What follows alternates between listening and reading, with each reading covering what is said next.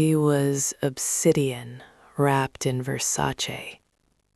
That's what they called Yoon Jae-sung in the hushed conversations of Seoul's elite. The Black King of Gangnam, the man who owned 47% of the city's luxury fashion district, who could make or destroy a designer's career with a single phone call, whose private fashion shows were attended by celebrities who paid 6 figures just for the privilege of watching. His empire wasn't built on drugs or weapons. It was built on desire, on the human need to be seen, to be beautiful, to be worthy. He controlled the runways, the manufacturing, the distribution networks that moved Korean haute couture from Seoul to Paris to New York. And he did it all from a penthouse atelier that overlooked the city like a throne room made of glass and ambition. Jae-sung was 34 years old and had never been told no. Not by business partners, not by politicians, not by the women who lined up hoping to catch his attention for a night, a week, a moment of reflected glory. Then there was Amara, 26 years old, Ghanaian American, a fashion design student who'd moved to Seoul on a scholarship to study at the prestigious Seoul Fashion Institute. She worked part-time at a luxury boutique in Cheongdam-dong, the kind of place where a single dress cost more than her monthly rent, where she folded clothes for customers who never looked at her face, where she was decoration, background, invisible labor in designer uniform. She had talent, real talent. Her portfolio had won her the scholarship.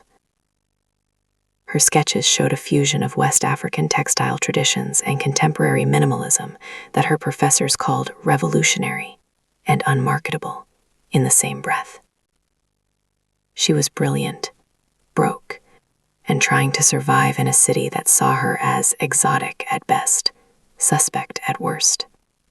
Until the night Jae-sung attended the Institute's annual showcase, saw her senior collection, and said 6 words that changed everything. That dress, I want it, now. Not the design, not the pattern, the actual dress. The one Amara was wearing. The one she'd made herself from fabric she'd saved for months to buy. The one that showed every curve, every line, every inch of the body she'd learned to hide in a country that didn't celebrate women who looked like her. And when she refused, when she said no to a man who'd never heard the word, he didn't back down. He stepped closer, close enough that she could smell his cologne, cedar and something darker. Close enough that she had to tilt her head back to meet his eyes. And he said it again, quieter this time, more dangerous. Take that dress off. Not a request, a command. Possessive, absolute. I don't want anyone else seeing you in it. That body, that skin, that's not for public consumption. So either you take it off now, or I buy every piece in your collection and make sure no one ever sees your work on a runway again. This isn't just a story about a dress. It's about a woman who learned that being seen can be more dangerous than being invisible. About a man whose need to possess something beautiful became the catalyst for his own unraveling. About the moment desire becomes obsession, and obsession becomes something that might destroy them both. And it started with Amara standing in a gallery full of Seoul's fashion elite, wearing a dress she'd poured her soul into, facing a man who wanted to strip it away. Not because he wanted her naked, because he wanted her his. The Seoul Fashion Institute's annual showcase was held at the Dongdam-dong Design Plaza, a building that looked like a spaceship designed by someone who understood that fashion was about defying gravity, defying expectation, defying everything safe and boring. The main gallery space was all curves and metallic surfaces, LED installations that shifted colors based on movement, floor-to-ceiling windows that framed Seoul's skyline like a painting of ambition. Tonight, it was packed with everyone who mattered in Korean fashion. Designers, buyers, critics, influencers documenting every outfit for Instagram feeds that would determine which students got offers and which disappeared into retail management. Amara's collection occupied the northeast corner. 12 pieces, fusion designs that incorporated kente cloth patterns translated into laser-cut leather, traditional Adinkra symbols reinterpreted as structural elements, West African color palettes, deep indigos, burnt oranges, rich ochres, applied to silhouettes that referenced both Hanbok elegance and contemporary streetwear. Her professors had loved it, called it bold and culturally significant and commercially challenging. That last part meant beautiful but unsellable, artistic but not profitable, the kind of work that wins awards but doesn't pay rent. Amara stood beside her display, wearing the centerpiece, a dress she titled Sankofa, the Akan concept of learning from the past to build the future. The dress was midnight blue silk, with hand-embroidered gold Adinkra symbols flowing from shoulder to hem like a river of memory. The bodice was structured, almost architectural, with cutouts that revealed brown skin in strategic places. The skirt moved like water when she walked. She'd made it to wear, to show that her designs weren't just sketches, they were wearable, functional, real.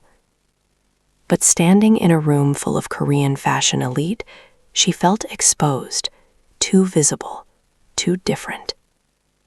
Most of her classmates had played it safe. Clean lines, neutral colors, designs that could slot into existing brand aesthetics without disruption. They'd get internships at the big houses, Jardin de Chouette, Miss G Collection, Push Button. They'd survive. Amara had gambled on standing out, and now she was paying the price. 3 hours into the showcase, she'd received polite nods, careful compliments that felt like condolences, and exactly 0 serious interest from buyers or industry professionals. She was thinking about packing up early, saving herself the humiliation of standing beside work no one wanted, when the energy in the room shifted. Conversations stopped mid-sentence. Heads turned. The crowd parted like they'd rehearsed it. Yoon Jae-sung had arrived. Amara knew who he was. Everyone in Seoul fashion knew. The man who turned his family's textile manufacturing business into a luxury empire, who'd backed Korean designers when international houses wouldn't touch them, who'd made in Korea synonymous with cutting edge instead of cheap knockoffs. He was also, according to every article and whispered story, ruthless. He'd destroyed competitors who tried to undercut him, blacklisted models who signed with rival agencies, built an empire where loyalty was rewarded and betrayal was remembered forever. He moved through the gallery like he owned it, which Amara realized with sinking certainty he probably did. The institute received significant funding from Yoon Industries. His family name was on plaques. His influence made or broke careers before they started. He was tall, 6'1", maybe 6'2", dressed in a black suit that was somehow both perfectly tailored and deliberately casual. No tie, top button undone. Dark hair styled with the kind of expensive carelessness that took effort. Sharp features, eyes that assessed everything like he was calculating value and threat simultaneously. He walked past most displays without stopping, barely glanced at the safe commercial work that would get his classmates jobs. Then he reached Amara's corner and stopped. For a long moment, he just looked. Not at the clothes on display racks, at her, at the dress she was wearing, at the way the silk caught light and her skin caught attention, and the whole composition was so deliberately, defiantly different from everything else in the room. His expression didn't change, but something in his eyes did. Sharpened, focused, like a predator identifying prey, or a collector spotting the one piece worth owning. Who made this?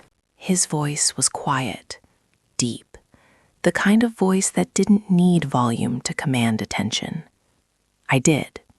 Amara's voice was steady, despite the way her pulse hammered. It's part of my senior collection. The whole series explores... I don't care about the series. He stepped closer, too close for professional distance, close enough that she could see the exact shade of his eyes, dark brown, almost black, with something hungry underneath. I want this, the dress you're wearing. How much? Amara blinked. It's not for sale. It's my showcase piece. I made it for the exhibition. Everything's for sale. Name your price. I don't have a price. This dress is personal. It represents 20 million won. About 17,000 USD. More than her rent for a year. Mr. Yoon, I appreciate the interest, but 50 million won. The gallery had gone silent, everyone watching, witnessing.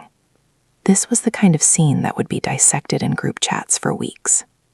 Amara felt heat creep up her neck, not from embarrassment, from anger. He was treating her like an object, like everything she'd put into this work, the cultural significance, the personal meaning, the hours of labor, was just a number to be negotiated. The dress isn't for sale, she said firmly. Not for any amount. If you're interested in commissioning something similar, I'd be happy to discuss. I'm not interested in similar. I want that one. The one you're wearing. Right now. Then you're going to be disappointed. A smile ghosted across his face. Not warm. Amused. Like she'd said something unexpectedly entertaining. I'm never disappointed, Miss. Amara. Amara Osei. Miss Osei. I don't think you understand how this works. When I want something, I acquire it. The only question is whether the transaction is pleasant or unpleasant. Your choice. And that's when he said it. The words that would echo in her mind for weeks after. Take that dress off. The gallery was so silent you could hear the LED installations humming. Amara stared at Jae-sung like he'd spoken a language she didn't understand. Excuse me? Take the dress off. Now. I'll have my assistant bring you something else to wear. You can change in the private viewing room, but that dress doesn't leave this building on your body. Are you insane? The words came out before Amara could filter them. Professional suicide, probably, but rage had overridden self-preservation. You can't just demand I strip in public because you want my clothes. I'm not demanding you to strip in public. I am offering you a private room and compensation that most designers would kill for. What I'm not offering is the option to refuse. Watch me. Amara turned to leave, to walk away from this man and his money and his audacity. His hand caught her wrist. Not painful, but firm. Unmovable. Let me be clearer, Jae-sung said quietly, his voice dropping to a register that made her skin prickle. That dress, the way it fits you, the way it shows you, is making every man in this room look at you like you're available, like you're on display for their consumption. And I don't share. You don't... Amara yanked her wrist free. You don't own me. We just met. You have no right. I have every right to protect what I intend to acquire. I'm not a possession. No. You're a woman wearing a dress that's attracting attention you don't want from people who don't deserve it. Look around. Against her better judgment, Amara looked. He was right. Men were staring. Not at her designs. At her body. At the curves the dress emphasized. At skin that silk revealed strategically. Some looked appreciative. Some looked predatory. All looked like they were calculating value. Her stomach turned. You made something beautiful, Jae-sung continued, but you don't understand the world you're entering. Fashion at this level isn't about art. It's about ownership. Control. The moment you walked into this gallery wearing that dress, you became a commodity. And commodities get bought, traded, or stolen. I'm offering to buy, which is the kindest option you're going to get tonight. This is insane. You're insane. Possibly. But I'm also the only person in this room who's going to make sure you walk out of here safely, with your work intact, and with enough money to not have to compromise your vision for the next year. So let me ask again, Miss Osei, will you take that dress off, voluntarily? Or do I need to make this difficult for both of us? Amara's mind raced. She could refuse, walk away. But she'd seen how power worked in Seoul, seen how people who defied the wrong man found themselves blacklisted, isolated, destroyed. And there was something else. Underneath the rage and humiliation, a terrible, unwanted realization. He was protecting her in the most possessive, controlling way possible, but protecting her nonetheless. "What do you want?" she asked quietly. "Really?" Jae-sung's expression shifted. Something softer underneath the armor. "I want to make sure no one else looks at you the way I'm looking at you right now, like you're the most valuable thing in this room. Because you are. And valuable things need protection. From who? From everyone, including me." He released her wrist, stepped back, gave her space. "Private viewing room. 5 minutes. My assistant will bring appropriate clothes. You change, I purchase the dress, and we negotiate terms for your entire collection.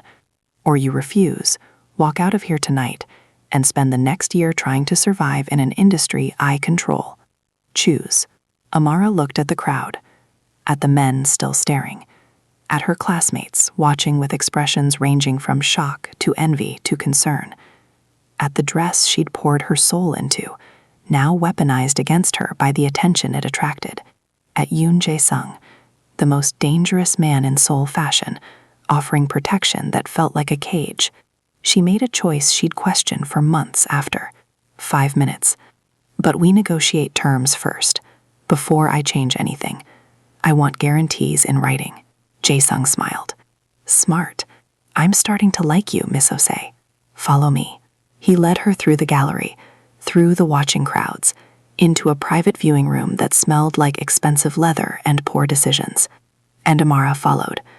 Because sometimes survival means negotiating with the devil, even when the devil looks like salvation.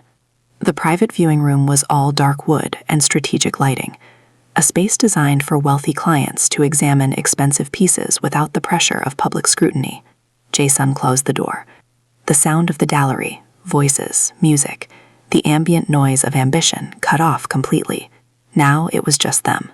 The man who controlled Seoul fashion, the woman who'd just gambled her entire future on a 5-minute negotiation.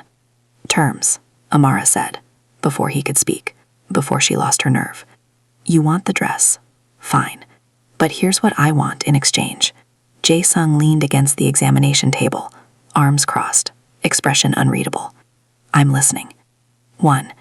You purchase my entire senior collection, not individual pieces, the complete series, at market rate for established designers, not student work prices." Done. I wasn't finished. 2. You guarantee exhibition space for my next collection at Seoul Fashion Week. Main venue, not satellite shows. With your name attached as patron, which means people will actually attend. His eyebrow rose. Ambitious. 3. You provide studio space and materials budget for the next year. I'm not working out of my apartment with fabric I can barely afford. If I'm going to produce work worthy of your investment, I need proper facilities. Anything else? Yes. 4. You don't touch me. Not my body, not my designs, not my creative vision. You're a patron, not an owner. Everything happens with my consent, on my terms, or the deal's off and I walk away. I'll survive being blacklisted, but I won't survive being owned. Silence. Jae-sung studied her face like he was seeing her for the first time. Really seeing her. Not as decoration, not as an acquisition, as a person with boundaries, intelligence, and enough spine to negotiate with a man who could destroy her career before it started. "You're not what I expected," he said finally. "What did you expect? A desperate student who'd be grateful for scraps? I expected someone who'd take the money and run. not someone who'd leverage a dress into an empire. Then you don't know much about West African women. We negotiate. It's cultural survival. He laughed. Genuine, surprised laughter. You think this is negotiation? Miss Osei, this is you demanding terms like you have leverage. You don't. I could walk away right now, and you'd have nothing. Wrong. Amara pulled out her phone, showed him the screen. While you were making your dramatic entrance, I live-streamed the entire interaction. Your offer to buy the dress, your demand that I take it off, the implied threat. Currently being watched by 3,000 followers, including several fashion journalists and women's rights organizations. So if you walk away now, I publish the full video with commentary about powerful men pressuring female designers. Your reputation takes a hit, your female customer base questions your ethics, your brand suffers. Or you accept my terms, we both win, and nobody has to know you tried to strong-arm a student into stripping. The room went cold. Jae-sung's expression didn't change, but something in his eyes did. Sharpened, recalculated. Then he smiled. You recorded me. I document everything. Artists do that. You documented me trying to protect you, trying to control me. There's a difference. And now you're using it as leverage to extract concessions. That's not negotiation. That's blackmail. It's insurance, and it's non-negotiable. Another pause. Longer this time. Then Jae-sung pulled out his phone, typed rapidly. My lawyer will send contracts within the hour. Everything you demanded, plus a clause that you delete that footage once the contracts are signed. Agreed? Agreed, as long as the contracts are fair. They will be. I don't cheat artists I respect. And Miss Osei, I respect you. Against my better judgment, but I do. He moved toward the door, paused with his hand on the handle. One question before I leave. Why did you make a dress that shows that much of yourself if you didn't want attention? Amara met his eyes. I made a dress that celebrates my body because I'm tired of hiding, tired of making myself small and safe and invisible so men don't feel threatened. But celebrating my body isn't an invitation. It's not permission for people to objectify me. It's me saying, I exist. I'm beautiful. Deal with it. The fact that you can't separate celebration from availability, that's your problem, not mine. Something flickered in Jae-sung's expression. Realization. Maybe shame. Maybe respect. You're going to be a problem, Miss Osei. Good. The world needs more problems like me. He left, and Amara stood alone in the private viewing room, adrenaline crashing, hands shaking, realizing she'd just negotiated with Seoul's most powerful fashion mogul and won. Or maybe she'd just made a deal with the devil and was too naive to realize it yet. Either way, her life had just changed. For better or worse, she was about to find out. The contracts arrived at 11 p.m. that same night. Amara sat in her tiny studio apartment in Mapogu, one room that served as bedroom, workspace, and kitchen, with a bathroom so small she had to turn sideways to close the door, reading through 47 pages of legal Korean and English. Everything she demanded was there. Purchase of her complete collection at rates that made her eyes water, exhibition space at Seoul Fashion Week's main venue, studio facilities in Gangnam with equipment she'd only dreamed of accessing. Materials budget that would let her work with silk, leather, precious metals, everything she'd been sketching but couldn't afford to create. And at the bottom, in a separate addendum, a clause she hadn't requested. Artist will maintain exclusive professional relationship with Yoon Industries for a period of 3 years. During this time, artist will not accept commissions, partnerships, or exhibition opportunities with competing fashion houses without prior written consent from Yoon Jae-sung. 3 years. Locked in. To a man she'd met 6 hours ago. Her phone buzzed. Unknown number. Read the contracts yet? Yoon Jae-sung. She stared at the message. He'd gotten her number. Of course he had. Men like him got whatever they wanted. Reading them now. The exclusivity clause wasn't part of our negotiation. Consider it amended terms. I don't invest in artists just to watch competitors poach them. You want my money and my name. You give me loyalty in return. Loyalty isn't something you buy. Everything can be bought, Miss Osei. The only question is price. I'm offering you 3 years of funded artistic freedom. Most designers would kill for that. And if I refuse, then I pull the offer. You go back to making dresses in your apartment, hoping someone notices before your visa expires. Your choice. You have until tomorrow noon. Amara threw her phone across the room. It hit the wall, clattered to the floor. Still worked. Expensive phones were built to survive impact. Unlike her. She didn't sleep that night. Spent hours sketching angry designs, clothes that were armor, clothes that were weapons, clothes that said, "fuck you," to every person who'd ever tried to control her. By 7 a.m., she'd filled 3 notebooks. By 9 a.m., she'd had 2 cups of terrible instant coffee and a conversation with her mother in Accra via WhatsApp video. This man, her mother said in Twi, their faces pixelated by bad connection. He wants to own you. He wants to fund me. There's a difference. Is there? You told me about the dress, about him demanding you remove it. That's not a man who respects boundaries, Amara. That's a man who takes what he wants. He also offered me everything I need to succeed. Studio, materials, platform. Without him, I'm nobody. Without him, you're free. Sometimes freedom is worth more than success. Easy to say when you're not trying to survive in a foreign country where nobody takes you seriously. Her mother was quiet.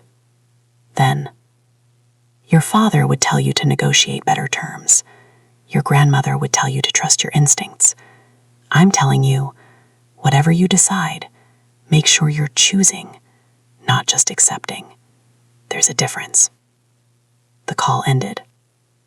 Amara looked at the clock. 11:59 a.m. 13 minutes until Jae-sung's deadline. She made a decision. At 11:59 a.m., she sent a message. I'll sign, but with amendments. The exclusivity clause is limited to fashion design.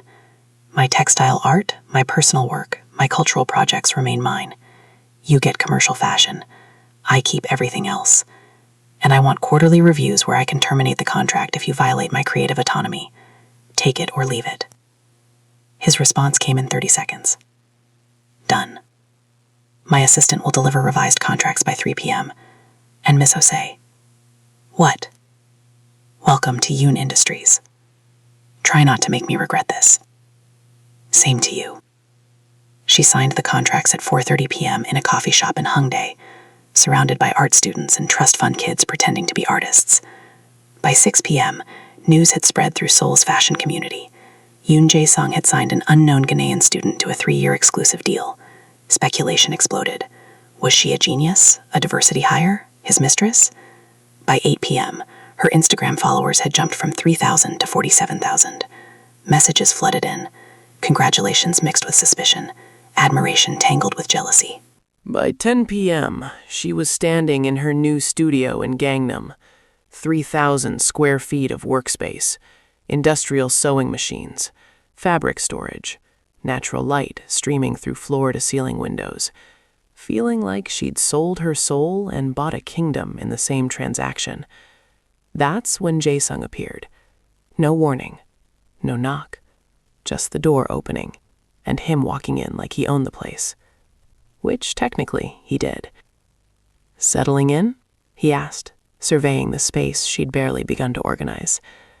Breaking in. There's a difference. You'll learn to love it here. Most artists do. Most artists you fund don't negotiate the way I do. No, they don't, which is why most of them burn out in 2 years. He moved to the windows, looked out at Gangnam's glittering sprawl. You know why I really wanted that dress? Because you are a controlling megalomaniac with boundary issues? He smiled. Because I saw 50 men at that showcase looking at you like you were for sale. And I wanted to make it clear you weren't.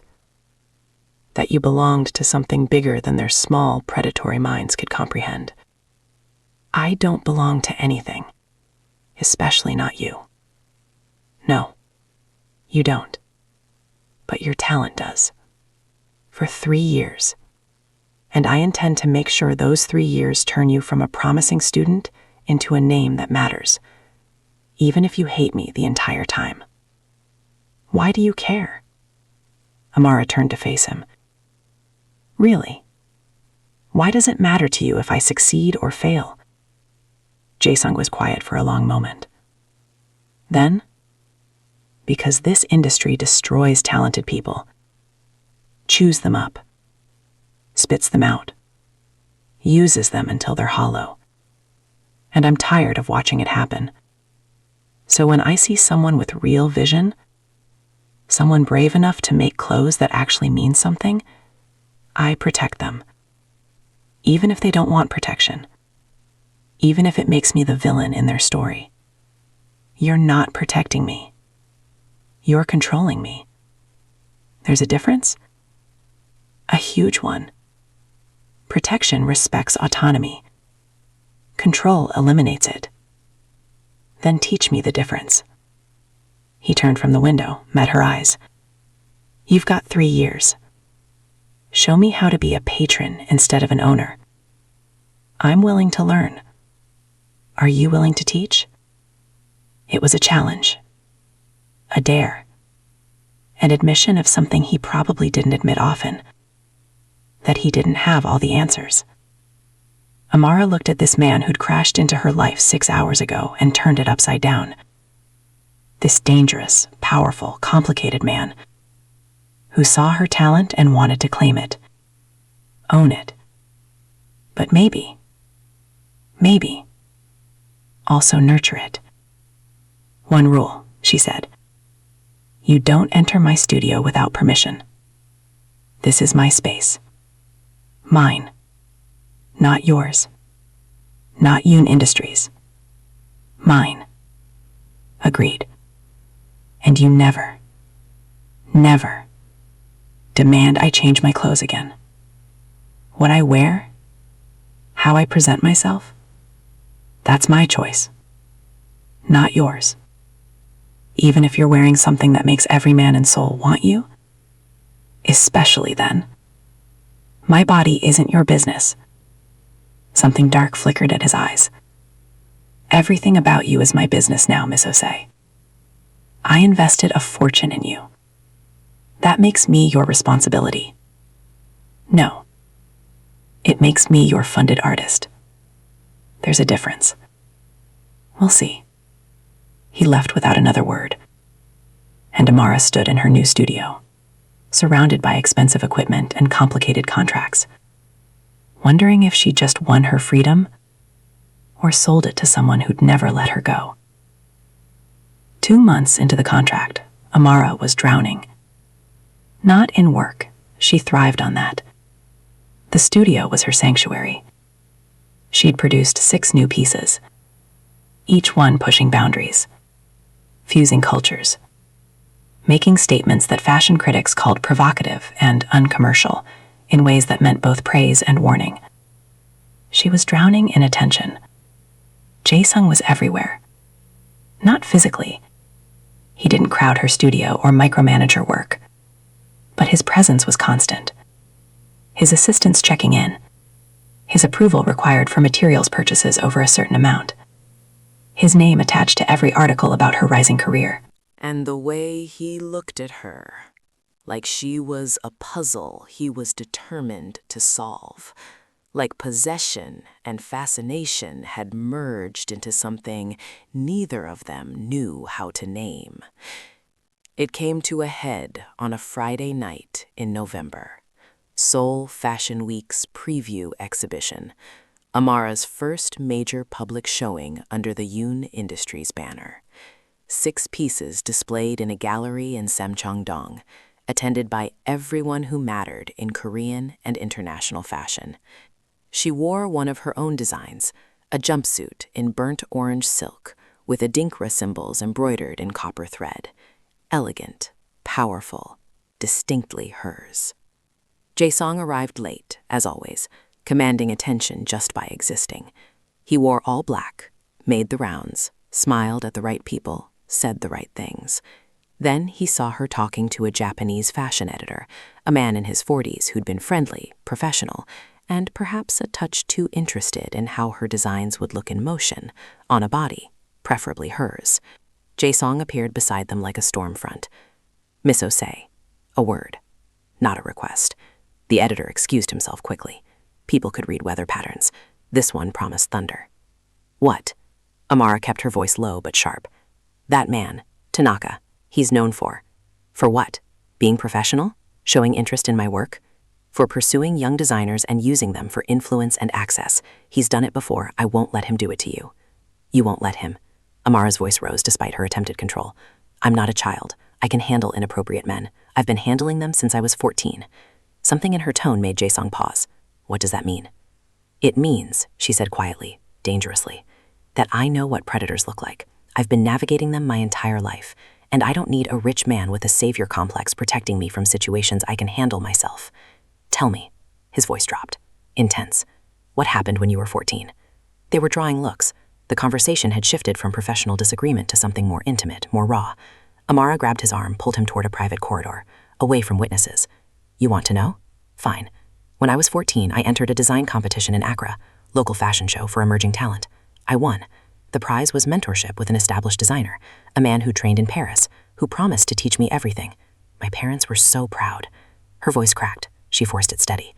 The mentorship lasted 3 months, until the day he told me that if I wanted real opportunities, I needed to show appreciation. That my designs were good, but my body could be my real asset. That West African girls had a natural sensuality that fashion loved. I was 14. I didn't even understand what he was offering, what he wanted. Jae-sung's jaw tightened. What did you do? I told my father. He confronted the man, threatened legal action. The man laughed, said who would believe us, a nobody family making accusations against an established designer. He was right. Nothing happened to him. But word got around that I was trouble, that I made false accusations, that I couldn't handle industry norms. I didn't get another mentorship until I left Ghana, didn't trust another powerful man in fashion until... She stopped, didn't finish the sentence. Until you. That's why you recorded me, Jae-sung said quietly. At the showcase, you weren't just protecting yourself legally, you were protecting yourself from a pattern you've seen before. Yes. And every time I try to control something about you, your clothes, your conversations, your access, you see him, that predator, not protection, control. Yes. He was silent for a long moment. Then, my sister was 17 when a photographer she trusted assaulted her at a shoot. High fashion, major magazine. She told our father. He buried it. Said scandal would destroy the family's reputation. Said she must have misunderstood the situation. Said she should be grateful the photographer found her beautiful. Amara looked at him. Really looked. Saw past the armor. What happened to her? She stopped modeling. Stopped trusting men who claimed to see her talent. Stopped believing she was anything more than decoration. She's 28 now. Lives in New York. We barely speak. And every time I see a man like Tanaka circling a young designer, I see her at 17, broken by an industry that values beauty more than humanity. So you protect women like me to absolve guilt about failing her. I protect women like you because someone should have protected her, and because I refuse to let this industry destroy another talented person just because they were born into a body people want to consume. They stood in the dim corridor. 2 people carrying trauma from different continents, different circumstances, the same essential wound, betrayal by people who should have protected them. I don't need you to save me, Amara said quietly. I need you to trust me to save myself. And when I can't, when the threat is real and I ask for help, then you step in. As an ally, not a savior. There's a difference. Teach me that difference. Stop deciding what's dangerous for me. Start asking what I need. That's the difference. Jae-sung nodded. I can do that. Starting now. What do you need, Amara? not Miss Osei. Amara, what do you actually need from me? She thought about it. About the 2 months of suffocation and opportunity tangled together. About the dress he'd demanded she removed. About the protection that felt like prison. I need you to see me as an equal, not a protege, not a responsibility, an equal partner in this venture. Your money doesn't buy ownership of my choices. It funds my art. That's the only transaction happening here. Everything else, respect, trust, collaboration, that has to be earned. By both of us. Earned, he repeated, not purchased. Exactly. He extended his hand. Then let's start over. Yoon Jae-sung, fashion industry's necessary evil, trying to be better than his reputation, failing often, willing to keep trying. She took it. Amara Osei, designer who's tired of being underestimated, fighting to build something real, refusing to compromise vision for comfort. They shook. A new contract. This one not written, not signed, just promised. When they returned to the gallery, people watched them differently, could sense something had shifted. The power dynamic had rebalanced. The patron and the artist had become something else. Partners, maybe, or something more dangerous than either of them was ready to name. The photograph arrived on a Tuesday in January. Amara was in her studio, working on her Fashion Week collection. 12 pieces, cohesive story, the most ambitious work she'd attempted. The theme, reclamation, taking back narratives, taking back bodies, taking back power. Her phone buzzed. Email from an unknown sender. Subject line, you should know who you're working for. She almost deleted it. Spam, scam, something seeking attention she didn't have time to give. But something made her open it. Inside, a single photograph, 20 years old based on the quality. A news article screenshot in Korean with English subtitles added. The headline, Yoon Textile Air implicated in factory collapse. 47 workers dead. Questions about safety violations remain unanswered. The photograph showed a younger Jae-sung, maybe 14, 15, standing beside an older man who had to be his father, both in suits, both at a press conference, both expressionless, while cameras flashed and victims' families shouted behind police barricades. The email text was simple. Yoon Industries built its empire on the corpses of garment workers. 47 people died because his family cut corners on building safety to maximize profit. They paid off investigators, buried the scandal. No one was ever held accountable. The women making your fabrics work in the same conditions that killed those workers. You're profiting from blood money. Thought you should know. A friend. Amara read it 3 times. Then she searched online. Found articles from 20 years ago. Found the scandal. Found exactly what the email described. A factory collapse in Bucheon. Structural failure. Investigations that went nowhere. Families compensated into silence. Found Yoon Jae-sung's father making statements about tragic accidents and industry standard safety protocols. Found nothing about consequences. She sat in her studio, the studio his money had funded, surrounded by fabrics manufactured by his company, wearing success bought with profits from an empire built on ignoring worker safety. Her phone buzzed again. Jae-sung, dinner tonight? Want to discuss Fashion Week lineup. She stared at the message, at the photograph, at her hands that suddenly felt dirty. We need to talk. Not about Fashion Week. About your company's history. Question mark. She sent him the photograph. For 5 minutes, nothing. Then, who sent you this? Does it matter? Is it true? It's complicated. 47 people dead isn't complicated. It's yes or no. Did your family's company cause that collapse through negligence? Yes or no? No response. Amara grabbed her coat. She wasn't having this conversation over text. She arrived at Yoon Industries headquarters in Gangnam 40 minutes later. Didn't call ahead. Didn't wait for permission. Just walked past security. They knew her now, the artist Jae-sung had claimed, and took the private elevator to the 43rd floor executive offices. His assistant tried to stop her. He's in a meeting. Then interrupted. Tell him I'm here. Tell him we're having the conversation he's been avoiding for 20 years. Something in her voice made the assistant comply. Jae-sung emerged from a conference room 2 minutes later, face carefully neutral, but his eyes showed something else. Dread. Maybe relief. "My office," he said quietly. She followed him into a space that was all glass and steel, and the particular emptiness of expensive things that don't provide comfort. He closed the door, stood with his back to her, looking out at Seoul sprawling 43 floors below. "It's true," he said. "The factory, the collapse, all of it.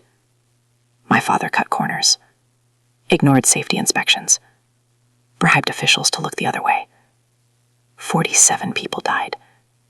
Women mostly. Garment workers. The youngest was 19. The oldest was 53. They died because my family valued profit more than safety. Amara felt sick, and no one was held accountable. My father paid off the families, buried the investigation, used political connections to make it disappear. By the time I was old enough to understand what had happened, it was already buried. Ancient history, forgotten by everyone except the families who lost people. Did you try to make it right?" He turned to face her. "I was 15. What could I do? Challenge my father, expose my family's crimes, and destroy the company. I chose survival, silence, and I've lived with that choice for 20 years. That's not an answer." "No," he agreed. "It's not. The answer is, I've spent my adult life trying to atone. Better working conditions, fair wages, safety regulations that exceed government requirements. I turned our manufacturing practices around, but I can't bring those 47 people back. Can't undo what my father did. Can't make the families whole. So I try to make sure it never happens again. And I fail every day to believe that's enough." Amara looked at him. This man she'd been building something with. This man whose money funded her art. This man who carried ghosts she was only now seeing. The workers making my fabrics. The ones creating materials for my designs. Are they safe? Yes. I stake my life on it. I visit factories quarterly. Unannounced inspections. Direct conversations with workers. Anyone can report safety violations anonymously, and I personally investigate. It's not enough. It's never enough. But it's what I can do. Why didn't you tell me? Before I signed, before I took your money. Why didn't you warn me I was building my career on a foundation of blood? Because I'm a coward. His voice was raw. Because I wanted something beautiful in my life that wasn't tainted by my family's history. Because you looked at me like I was human, not just the heir to a corrupt empire. And I didn't want to see that change. So you lied by omission. Yes. And now? What do you expect me to do with this information? Jae-sung met her eyes. Whatever you need to do. Leave. Expose me. Burn our contract and walk away. I'll honor every financial commitment. You keep the studio, the materials, everything. But I won't fight you if you decide you can't work with someone whose fortune was built on dead women. Amara felt tears burn. Rage and grief tangled together. You want absolution? You want me to say it's okay because you've tried to change? I can't give you that. Those women are still dead. Their families still carry that loss. Your factory improvements don't resurrect them. I know. And I'm standing here in clothes made by your company, using materials from your empire, building success with money earned partially from exploitation.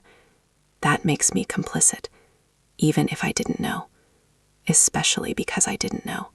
What do you want from me? His voice cracked. Tell me what I can do to make this right. I'll do it. Anything. Public confession, reparations, exposing my father's crimes. Tell me how to atone and I'll do it. Amara was quiet for a long time. Then, I want you to set up a foundation in the names of the 47 workers who died. dedicated to garment worker safety across Asia, funded by Yoon Industries, transparent operations, worker representation on the board, real accountability, not charity, justice. Done. And I want to visit those families, the ones who lost people. I want to hear their stories, understand what your family took from them, before I decide whether I can keep working with you. Jae-sung nodded. I'll arrange it. But Amara, don't. She held up a hand. Don't apologize. Don't try to justify. Just let me process this. Let me figure out who I am when I know the truth about where I'm standing. She left his office, left the building, walked through Gangnam's glittering streets, feeling like every light was a lie.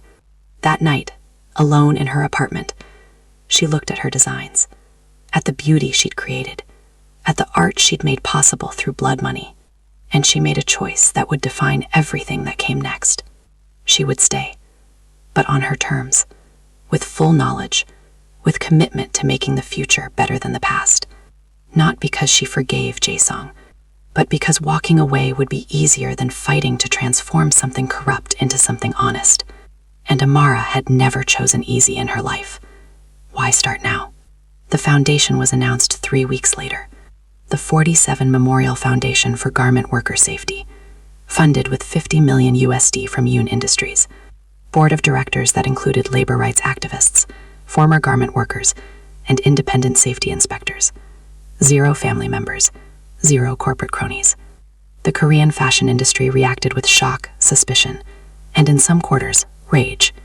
Jae-sung was airing dirty laundry, not just his family's, but the industry's, exposing practices everyone knew about but no one discussed, making worker safety a conversation Seoul's fashion elite couldn't ignore. He lost contracts, lost partnerships. 3 major retailers dropped Yoon Industries from their supply chains, citing incompatible business philosophies. He didn't back down. Amara watched all of this from her studio, creating her Fashion Week collection with new understanding. Every piece now carried dedication to the women who died. Hidden Adinkra symbols, meaning memory and justice, embroidered into linings. Subtle enough that most wouldn't notice. Visible enough to those who looked. 1 month before Fashion Week, Jae-sung appeared at her studio, hollow-eyed, exhausted. I visited the families, he said without preamble, all 47. Well, the ones still alive. Some have died since. Old age, illness, grief. And they're angry. Most wouldn't see me. The ones who did. His voice broke. One woman, Kim Mi-sun. Her daughter died in the collapse. 23 years old. Engaged to be married that summer. Mrs. Kim looked at me and said, "Your father killed my child and you want forgiveness? No. I want you to make sure no other mother loses a daughter to greed. That's the only payment I'll accept." "So make sure," Amara said quietly. "I'm trying, but the industry fights me at every step. My board wants me to back down, says I'm destroying shareholder value. My family, what's left of it, says I'm betraying my father's legacy. Maybe I am. Maybe his legacy deserves betrayal."